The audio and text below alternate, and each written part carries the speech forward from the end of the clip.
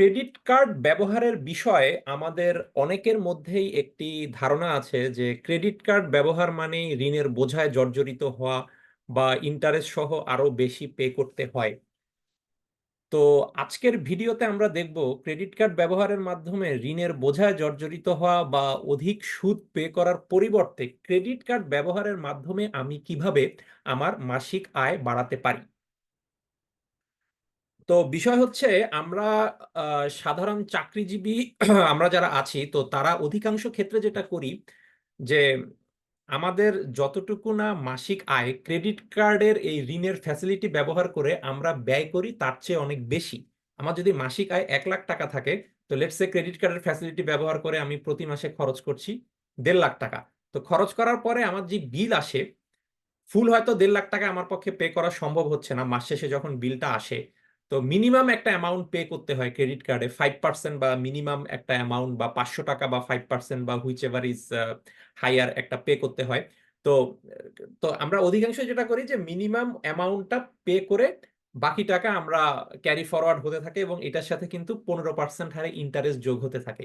তো ফলে যারা ক্রেডিট কার্ড ইউজ করছেন তারা যেটা করছেন যে আপনার মাসিক আয়ের চেয়ে ক্রেডিট কার্ডের মাধ্যমে আপনি ব্যয় বেশি করছেন এবং মাস শেষে মিনিমাম একটা অ্যামাউন্ট অথবা মিনিমামের চেয়ে কিছুটা বেশি, কিন্তু অবশ্যই 100% নয়, ওইটুকু আপনি পে করছেন। বাকিটা পেন্ডিং হয়ে ক্যারি ফরওয়ার্ড হচ্ছে। পরের মাসে আবার আপনি আপনার আয়ের চেয়ে অধিক ব্যয় করছেন, আবারও ওইটার উপর ইন্টারেস্ট যোগ হচ্ছে, আবারও পেন্ডিং এর উপর ওই 15% হারে ইন্টারেস্ট যোগ হতে থাকছে। এভাবে কম্পাউন্ডিং আকারে আপনার ইন্টারেস্টের পরিমাণটা বাড়তে থাকছে ক্রেডিট কার্ডের বিলের উপর, কারণ আপনার আয়ের চেয়ে আপনি ক্রেডিট কার্ডের লোনের ফ্যাসিলিটি ব্যবহার করে দৈনন্দিন জীবনে ব্যয়টা বেশি করছেন। তো যার কারণে যেটা হচ্ছে অধিকাংশ মানুষই ক্রেডিট কার্ডে এই আয়ের চেয়ে ব্যয় বেশি করায় এই ঋণে জর্জরিত হয়ে যাচ্ছে বা তারা আর্থিকভাবে ক্ষতিগ্রস্ত হচ্ছে হাই ইন্টারেস্ট রেটের কারণে।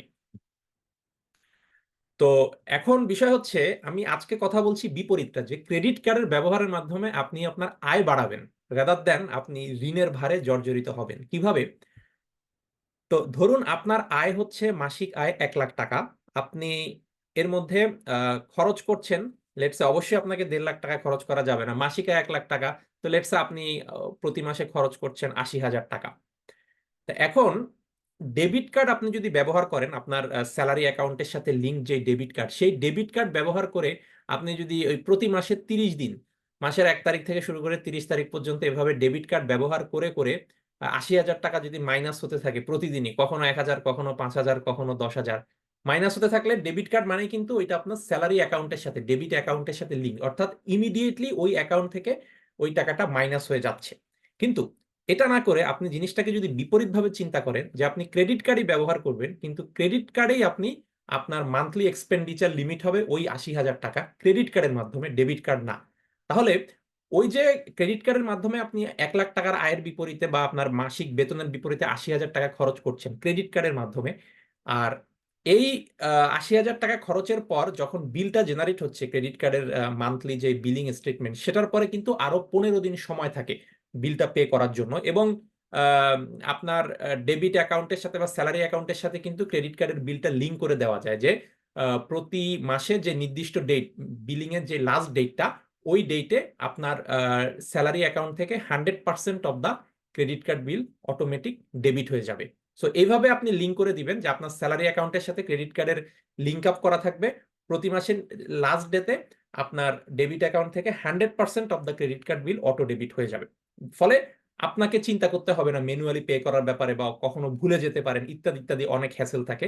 সেজন্য অটোমেটিক একটা স্ট্যান্ডিং ইনস্ট্রাকশন আপনি আপনার ব্যাংকে দিয়ে রাখবেন যে প্রতি মাসের ডেডলাইনে শেষ দিনে আমার যেন অটো ডেবিট করে নেওয়া হয় আমার স্যালারি অ্যাকাউন্ট থেকে ক্রেডিট কার্ডের বিল।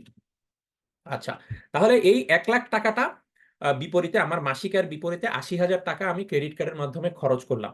তাহলে যেটা হচ্ছে ফুল 1 লাখ টাকাটাই কিন্তু আমার ডেবিট অ্যাকাউন্টে থেকে যাচ্ছে, আমার স্যালারি অ্যাকাউন্টে থেকে যাচ্ছে। তো অনেক ব্যাংকে আবার যেটা হয় যে হাই ইয়েল্ড সেভিংস অ্যাকাউন্ট থাকে। তো নর্মালি যেটা সেভিংস অ্যাকাউন্ট বা সঞ্চয় হিসাব থাকে, সেখানে বাংলাদেশের ব্যাংকগুলো 2% বা 2.5%-এর মতো ওরা অ্যানুয়াল ইন্টারেস্ট দিয়ে থাকে, এবং ইন্টারেস্টটা কোয়ার্টারলি পেয়েবল, প্রতি 3 মাস পর পর তারা পে করে।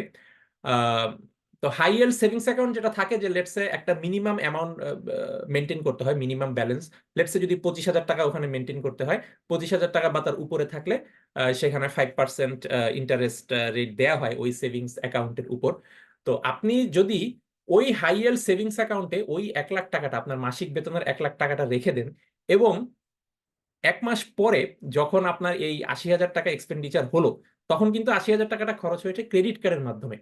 আপনার ডেবিট অ্যাকাউন্টে বা ওই হাই yield সেভিংস অ্যাকাউন্টে, স্যালারি অ্যাকাউন্টে কিন্তু ফুল 1 লাখ টাকাটাই সংরক্ষিত আছে। তো আপনার ক্রেডিট কার্ডের বিলিং স্টেটমেন্ট আসলো 1 মাস পরে, এরপরে আরো 15 দিন সময় পাচ্ছেন। 15 দিন পর 15তম দিনে অটোমেটিক আপনার স্যালারি অ্যাকাউন্ট থেকে ওই 80,000 টাকার বিলটা অটোমেটিক ডেবিটেড হয়ে আপনার ক্রেডিট কার্ডের বিলটা 100% পে হয়ে যাচ্ছে। তাতে কি হচ্ছে, আপনার ক্রেডিট কার্ডের বিলের কোনো ওভারডিউ থাকছে না, এটার সাথে ইন্টারেস্ট যোগ হওয়ার কোনো সুযোগ থাকছে না। আবার আপনি যদি আম, যেহেতু ওই ফুল 1 লাখ টাকাটা আপনার ওই হাই yield সেভিংস অ্যাকাউন্টে সংরক্ষিত আছে, তো কাজেই যেহেতু 5% আকারে ওখানে ইন্টারেস্ট দিচ্ছে, কোয়ার্টারলি ইন্টারেস্ট 3 মাস পর পর, তাহলে যত বেশি দিন, এটা কিন্তু ডেইলি ইন্টারেস্টটা কাউন্ট হয়, 3 মাস পর পর ইন্টারেস্ট অ্যামাউন্টটা আপনার অ্যাকাউন্টের সাথে ক্রেডিটেড হয়, কিন্তু ডেইলি কিন্তু কাউন্ট হতে থাকে। অর্থাৎ এভরি সিঙ্গেল ডে আপনার কাছে 1 লাখ টাকা থাকা মানেই হচ্ছে ওই 3 মাস পর পর যে আপনি ইন্টারেস্টটা পাচ্ছেন, ওইটার উপর একটা পজিটিভ ইম্প্যাক্ট তৈরি হচ্ছে, আপনার ইন্টারেস্টের অ্যামাউন্টটা বাড়ছে। তো সেই জন্য আপনি ক্রেডিট কার্ড ব্যবহার করবেন, কিন্তু আপনার 1 লাখ টাকা আয় থাকলে আপনি 80,000 টাকায় ব্যয় করবেন কিন্তু ক্রেডিট কার্ডের মাধ্যমে।